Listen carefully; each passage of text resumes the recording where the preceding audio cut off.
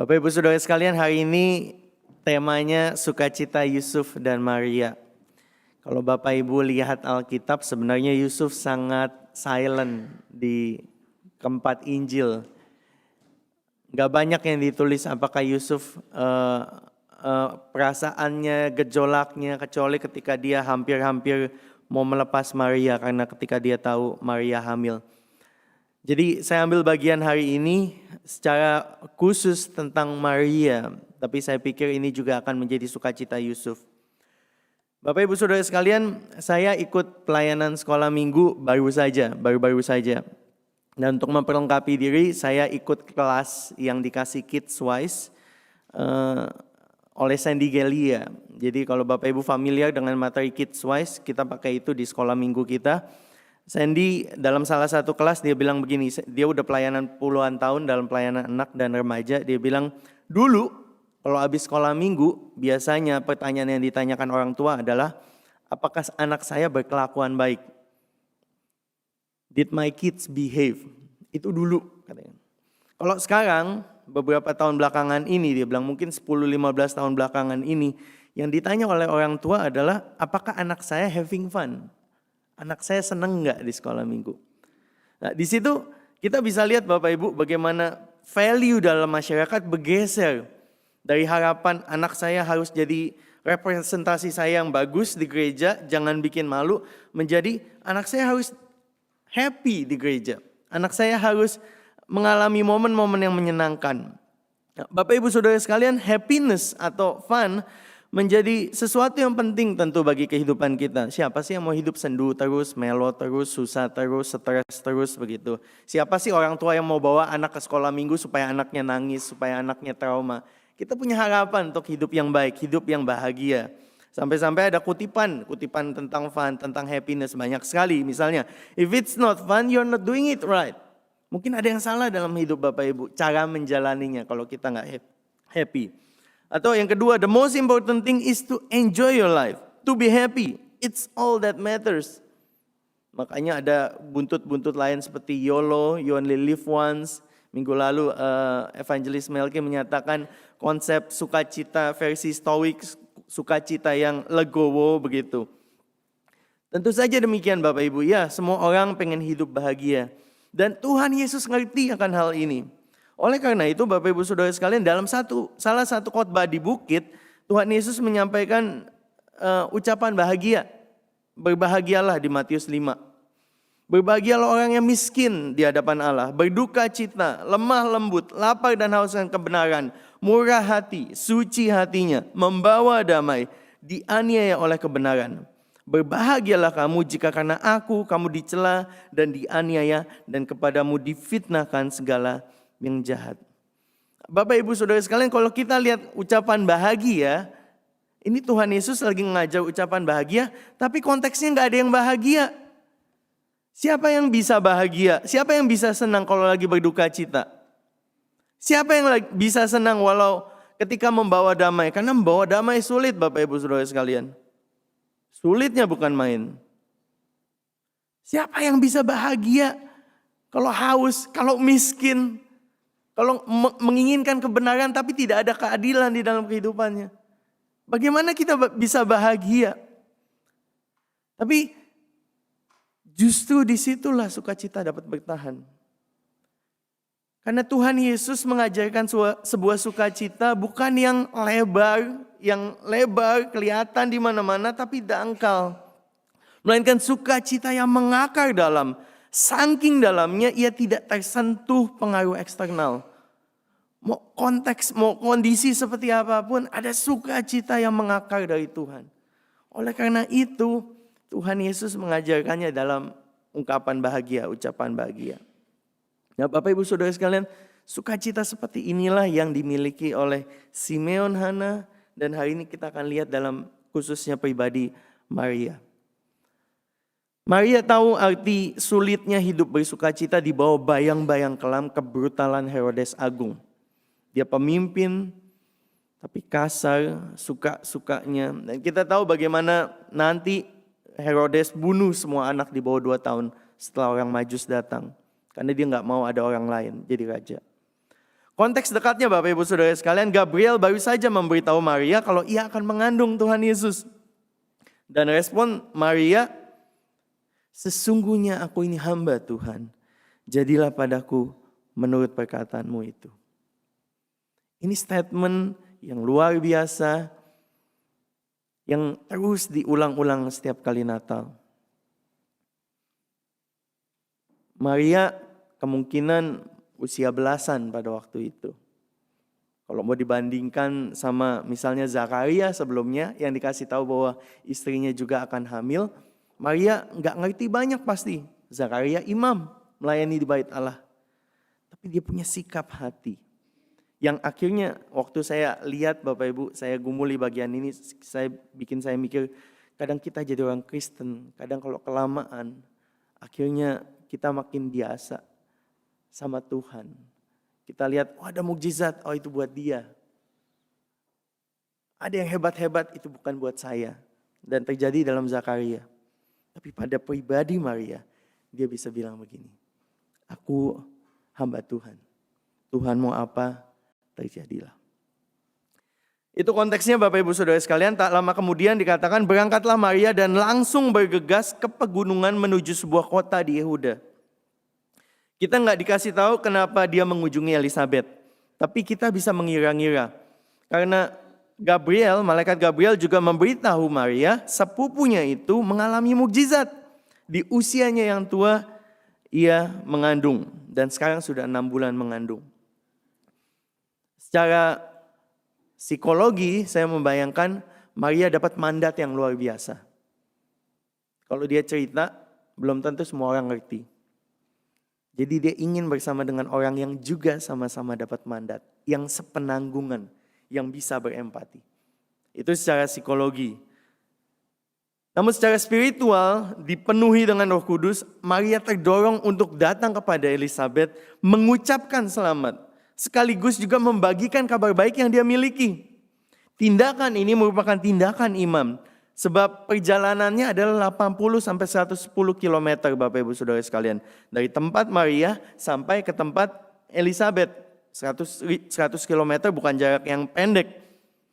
Ada tindakan iman. Sama seperti Yakobus bilang, iman tanpa perbuatan nol. Maria menunjukkan imannya lewat tindakan. Dia berangkat menempuh perjalanan yang cukup jauh lewat perbukitan Yudea. Nah Bapak Ibu Saudara sekalian, istri saya bayi sudah 36 minggu begitu. Kalau Febe biasanya merasakan bayinya goyang, bergerak itu kalau lagi makan atau lagi makan yang manis. Nah di sini Bapak Ibu Saudara sekalian menarik, apa yang bikin Yohanes, bayinya Elizabeth melonjak. Yang bikin melonjak adalah salam Maria. Bukan sugar Bapak Ibu Saudara sekalian. Salam Maria. Begitu Maria sampai ke rumah Zakaria dan Elizabeth, biasanya shalom. Shalom alaikum. Mendengar salam itu dikatakan melonjaklah bayi Yohanes dan Elizabeth pun penuh dengan Roh Kudus. Ketika apa? Mendengar salam Maria. Di budaya waktu itu di mana-mana orang yang lebih muda harusnya menghormati yang lebih tua, menghormati kan. Tapi di sini Elizabeth menyadari apa? Menyadari siapa yang datang kepadanya. Elizabeth tahu siapa Maria. Sehingga dia mengatakan, diberkatilah engkau di antara semua perempuan. Diberkatilah buah rahimmu. Siapa aku ini sampai ibu Tuhanku datang mengunjungi aku. Sebab sesungguhnya ketika salammu sampai di telingaku, anak yang ada di dalam rahimku melonjak kegirangan. Berbahagialah ia yang percaya, sebab apa yang dikatakan kepadanya dari Tuhan akan terlaksana. Sekali lagi kata yang dipakai berbahagia adalah kata yang dipakai Tuhan Yesus di ucapan 9 bahagia itu. Makarios. Berbahagialah. Bapak Ibu Saudara sekalian, perjalanan iman Maria berbuah manis. Sebab ia beroleh peneguhan dari Elizabeth. Elizabeth tidak tahu Maria mengandung. Kalau tanpa karya Roh Kudus. Jadi datangnya Maria sebagai sikap imannya kepada Elizabeth disambut oleh Roh Kudus lewat Elisabet dengan meneguhkan panggilannya. Maria bahkan belum sempat cerita, Gabriel datang ke tempatku, dia bilang aku bakal begini begitu, belum sempat, hanya bilang shalom, salam saja. Elisabet langsung menyapa Maria dengan memberikan ucapan berkat, ucapan bahagia. Bapak Ibu Saudara sekalian, kalau kita bahagia bukan main, biasanya kita akan melakukan hal-hal yang tidak kita lakukan pada umumnya. Lompat, tepuk tangan, mungkin kita telepon semua orang, kasih tahu teman-teman dekat. Kita ajak makan ke rumah, kita nyanyi-nyanyi kalau sungguh sangat bahagia. Bayangkan kondisi itulah yang terjadi pada Maria dan Elisabet. Dalam perjalanan menuju Elisabet yang memakan mungkin 3-4 hari perjalanan, Maria kita tahu adalah pribadi yang reflektif. Dalam momen-momen penting kehidupan Tuhan Yesus, dikatakan Maria menyimpannya dalam hatinya. Sebagai pribadi yang reflektif, waktu 3 hari, 4 hari perjalanan merupakan waktu yang cukup bagi Maria untuk berefleksi tentang mandat Tuhan. Iya, saya hamil. Tuhan percayakan anak ini. Dikatakan dia akan jadi juru selamat. Raja segala raja. Dan akhirnya muncullah sebuah lagu yang dalam bahasa Latin dikenal sebagai Magnificat. Salah satu lagu paling terkenal dalam sejarah Kristen. Dinyanyikan di biara, di katedral. Sampai Sebastian Bach menggubahnya. Membuat aransemen lagu Magnificat ini. Dan hampir setiap katanya Bapak Ibu Saudara sekalian yang disampaikan, dinyanyikan oleh Maria ini merupakan ayat hafalan sebenarnya. Kalau kita familiar sama perjanjian lama, lagu Maria itu mirip sama lagu di 1 Samuel 2. Lagu siapa? Lagu Hana. Hana juga gak bisa punya anak, dia doa waktu itu, doa sekian lama dan akhirnya Tuhan kasih. Jadi lagunya mirip Bapak Ibu Saudara sekalian. Dari ayat hafalan Maria akhirnya keluarlah lagu ini, Magnificat. Nyanyian Maria dimulai dengan nuansa keselamatan. Kita perhatikan saat ia menyatakan kebutuhannya. Nyanyian ini mirip dengan apa yang disampaikan oleh Habakuk. Dikatakan Habakuk bilang, sekalipun pohon ara tidak berbunga, pohon anggur tidak berbuah, pohon zaitun mengecewakan, ladang-ladang tidak menghasilkan bahan makanan, kambing domba tidak ada di kurungan, tidak ada lembu sapi di kandang, namun aku akan bersorak-sorak di dalam Tuhan, beria-ria di dalam Allah yang menyelamatkan aku. Maria bersuka sama seperti Habakuk bersuka. Apapun kondisinya, apapun siapapun rajanya, siapapun kaisarnya, dia tetap bersuka cita. Karena apa? Karena dia punya juru selamat, dia punya penolong, Allah yang menyelamatkan. Jiwaku memuliakan Tuhan, hatiku bergembira karena Allah juru selamatku. Nah, satu hal yang samar Bapak Ibu tapi penting bisa ditarik dari ayat ini adalah terkait doktrin Immaculate Conception. Dalam dogma Katolik Roma dikatakan bahwa oleh kasih karunia Tuhan, Maria terbebas dari noda dosa asal sejak pembuahan. Sejak dia hamil Tuhan Yesus, dia tidak lagi berdosa. Namun Bapak Ibu Saudara sekalian, hanya orang berdosa yang butuh juru selamat. Betul ya?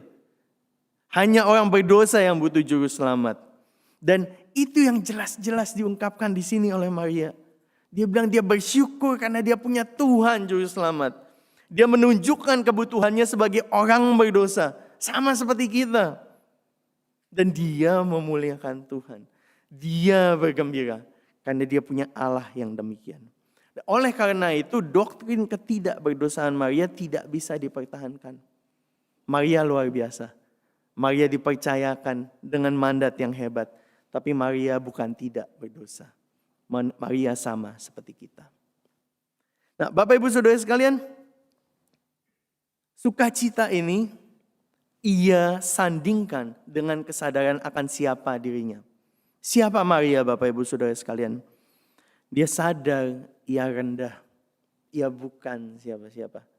Dia miskin, dia tidak dikenal, dia gadis dari kota kecil di Israel, bukan penggede. Kita mungkin biasa melihat Allah sebagai sahabat, sampai ada lagunya ya, Yesus sobat yang sejati. Kita lihat Allah itu kayak tetangga yang ramah. Kalau kita butuh apa tinggal datang, minta tolong dong, ada bawang putih enggak? Saya habis gitu ya. Atau apa. Kita bisa datang kepada Allah. Tapi konsep orang pada waktu itu melihat Allah itu dengan kesadaran bahwa Allah besar dan kita kecil. Dan punya relasi dengan Allah merupakan suatu kehormatan. Musa lepas kasutnya, ingat di Keluaran 4 ketika ketemu semak yang menyala tapi tidak hangus terbakar.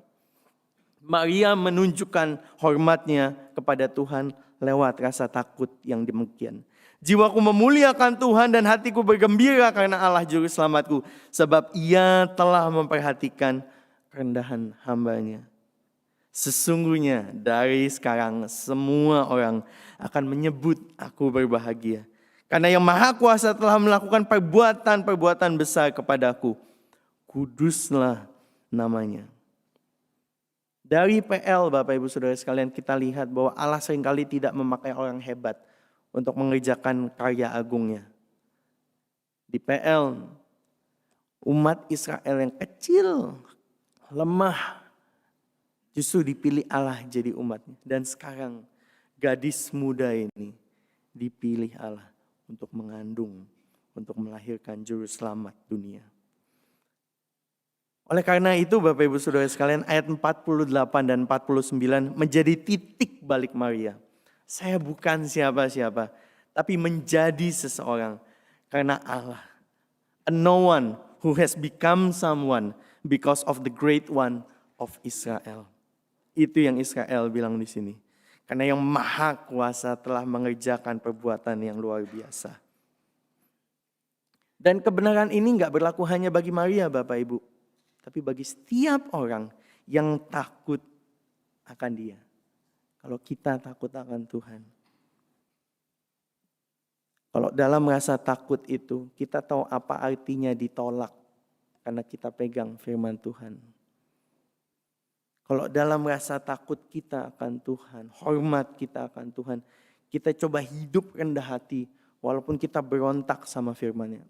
Tuhan, aku gak bisa lakukan firman Tuhan. Tapi aku mau taat, aku mau coba tetap tunduk. Dalam kondisi yang demikian, dikatakan Allah akan berkarya. Allah akan menyiapkan rahmat-Nya bagi orang-orang yang demikian. Bapak Ibu Saudara sekalian, kalau kita baca ayat ini, kita gak bisa lepas dari konteks sosial pada waktu itu. Karl Marx menganggap agama adalah candu masyarakat. Tapi saya yakin kalau dia baca ayat ini, pujian Maria, dia akan lihat Allah dengan berbeda. Kenapa? Karena pujian Maria tidak hanya bersifat personal. Aku susah, Tuhan tolong. Aku butuh juru selamat, Tuhan datang. Tapi juga sifatnya teologis, ada etika sosial di dalamnya, ada politik, ada aspek ekonomi. Isu-isu teologis dan etisnya baru saja kita bahas tadi. Dalam orang-orang yang rendah, Tuhan tolong. Tapi orang yang congkak, Tuhan akan cerai beraikan. Isu-isu politik dibahas dalam pernyataan bahwa Tuhan menurunkan penguasa yang lalim, yang jahat, yang sesukanya dari tahtanya. Bayangkan Bapak Ibu Saudara sekalian kemegahan para kaisar di dunia kuno. Kita sekarang punya Perdana Menteri, punya sistem demokrasi, kita enak. Tapi mari kita duduk di posisi Maria. Kaisar yang hebat, kaisar raja-raja kuno yang luar biasa. Mereka disanjung dalam prosesi, mereka punya budak begitu banyak. Mereka dipikul dalam singgasana raja. Waktu mereka diarak, mereka diangkat tinggi supaya semua orang lihat dia dan sujud kepadanya. Mereka dijunjung di udara agar orang-orang kagum. Tapi kemudian dikatakan di bagian ini, Tuhan yang akan datang nanti, yang lahir dari Maria. Raja segala raja. Dengan satu gerakan jarinya saja, kaisar kuno ini, raja dunia ini akan turun dari tahtanya. Buat orang seperti Maria, seperti Elizabeth yang hidup dalam konteks perbudakan, penjajahan Romawi. di bawah Herodes. Ini merupakan berita yang sangat menyegarkan. Yang menentukan hidup mereka bukan kaisar, bukan Herodes, bukan bangsa Roma, tetapi Tuhan yang akan datang. Dan dengan mata imannya dia bisa lihat keadilan akan ditegakkan. Tuhan menurunkan orang yang berkuasa dari tahtanya, meninggikan orang yang rendah. Dan isu ekonomi pun disinggung dalam berita ini Bapak Ibu Saudara sekalian, dalam pujian ini. Karena dikatakan bahwa ia melimpahkan orang yang lapar dengan segala yang baik. Kemarin waktu training di Kedup, Pendeta Joni bilang, kita di Australia cukup makan. Kita nggak ngerti apa artinya lapar. Tapi zaman dulu Bapak Ibu Saudara sekalian, yang pasti adalah ini. Orang kaya dilayani, orang miskin pasti lapar. Bisa makan itu cukup aja, nggak bisa makan lebih. Lapar itu pasti. Tapi Maria dalam pujiannya dibilang nanti Tuhan akan datang. Dan akan melimpahkan segala yang baik kepada orang yang lapar. Tapi orang kaya dia akan usir tanpa bawa apa-apa. Dan ini tema-tema kunci dalam Injil. Ketika Tuhan Yesus keliling, ini yang Tuhan Yesus bilang. Misalnya dalam Lukas 4 dia bilang, Roh Tuhan ada padaku. Oleh sebab ia telah mengurapi aku untuk menyampaikan kabar baik kepada orang-orang miskin. Ia mengutus aku untuk memberitakan pembebasan kepada orang-orang tawanan. Penglihatan kepada orang-orang buta. Membebaskan orang-orang yang tertindas. Untuk memberitakan tahun rahmat Tuhan telah datang. Dan indeed Bapak Ibu Saudara sekalian, ini adalah kabar sukacita. Secara politik, secara sosial, secara ekonomi. Komplit Bapak Ibu Saudara sekalian. Tuhan yang datang bukan hanya memperhatikan kehidupan individu. Tapi aspeknya, cakupannya adalah luas. Kenapa Maria memuji sedemikian rupa? Elizabeth memuji sedemikian rupa. Apa hubungannya berita tentang putra yang dikandungnya dengan kuasa Tuhan yang kuat, yang bisa putar balikkan tatanan masyarakat, yang bisa bikin orang di atas jadi di bawah, yang di bawah jadi di atas. Karena Maria dan Elizabeth, Bapak Ibu Saudara sekalian, berbagi mimpi kuno Israel. Mereka mimpi satu hari nanti semua yang nabi-nabi Israel sudah janjikan akan terwujud. Apa janjinya? Apa janji yang Allah titipkan lewat Nabi Israel? Bahwa semua bangsa akan diberkati lewat Abraham. Mereka tunggu janji itu Bapak Ibu Saudara sekalian. Itu belum terwujud. Dan itu yang Allah janjikan kepada Abraham dan semua keturunannya. Adam, Abraham, Musa, nabi-nabi.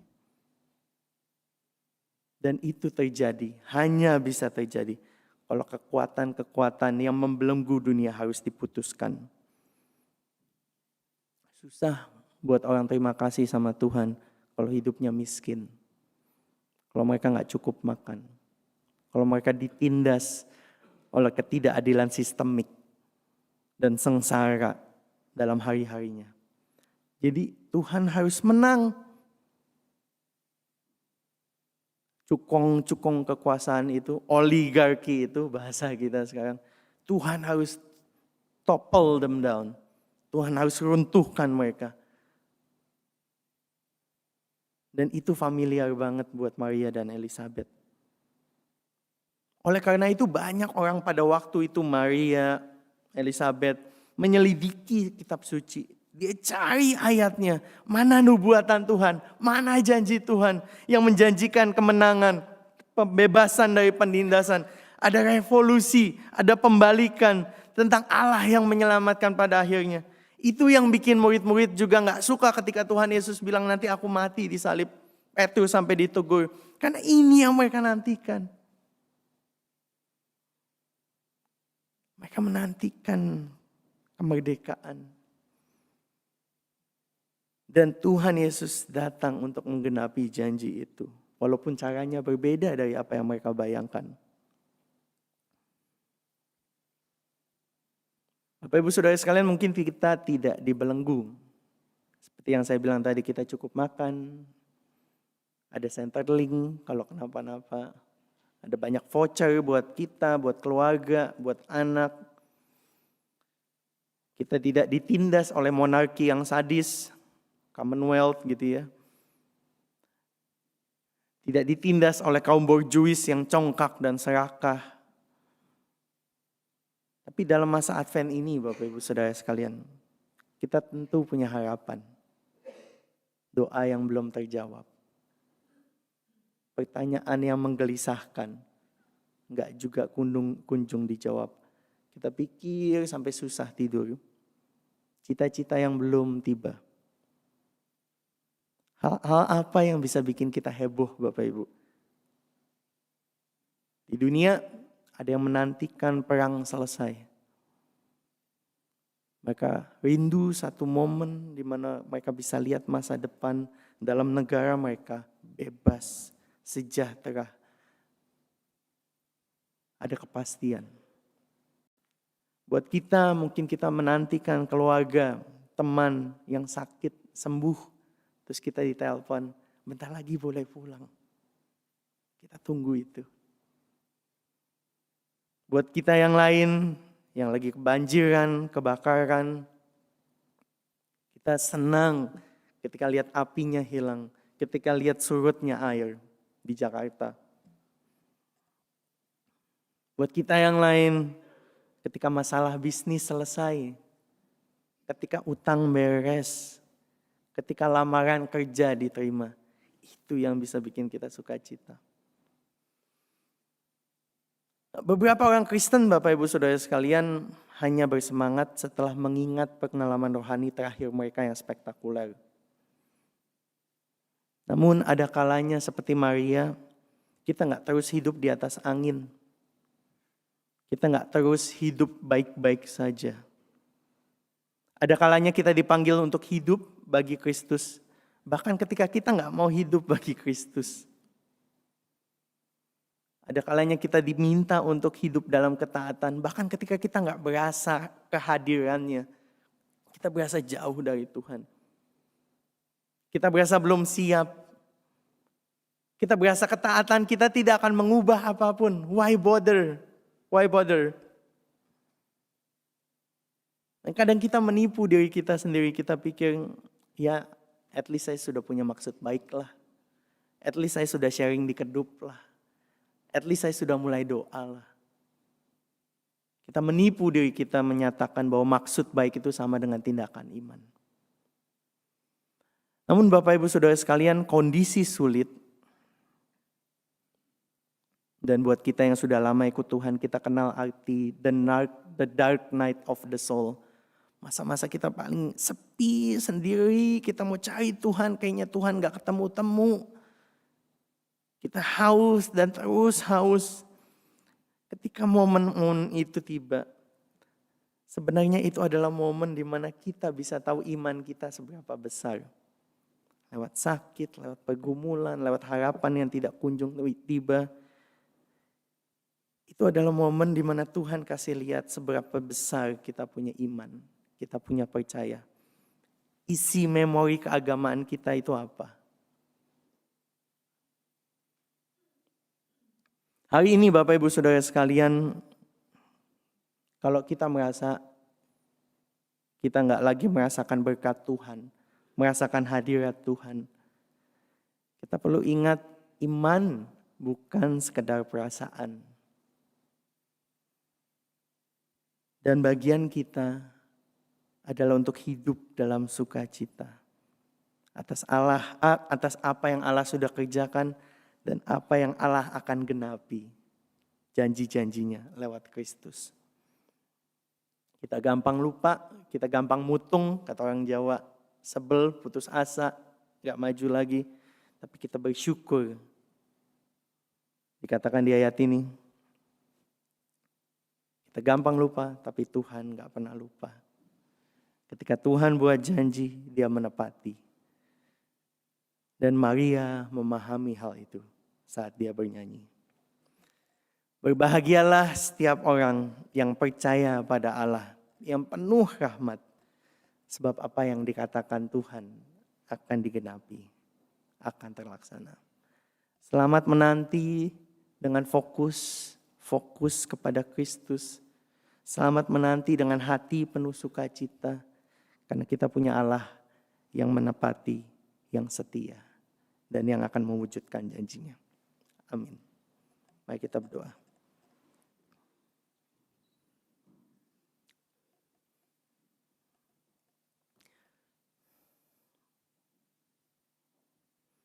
Bapa, buat kami yang ada di sini, kami yang ada di rumah, kami yang mungkin lagi di rumah sakit, kami punya segudang harapan, cita-cita, doa. Mungkin kami juga termasuk orang-orang yang banyak bertanya, kapan Tuhan akan jawab? Kapan Tuhan akan putar balikan? Kapan Tuhan akan membawa pemulihan, kesembuhan? Bapa, biarlah firman hari ini bersama dengan Maria, kami mau mengingat, menyadari bahwa meskipun kondisi gak sesuai mau kami, tapi kami punya Allah, Juru Selamat. Allah yang sudah mengerjakan hal-hal besar. Dan Allah yang akan terus menggenapi janji kepada kami. Biarlah kami boleh terus berharap dengan penuh sukacita Bapa melalui masa-masa Advent ini. Jangan biarkan fokus kami hilang. Biar kami boleh terus ingat Tuhan, ingat janji Tuhan, dan punya iman kepada Kristus. Sehingga nanti ketika harapan kami, cita-cita kami, doa kami terwujud, kami boleh bawa semua kemuliaan hanya bagi Tuhan. Terima kasih Bapak. Berdoa di dalam nama Tuhan Yesus. Amin. Tuhan berkati.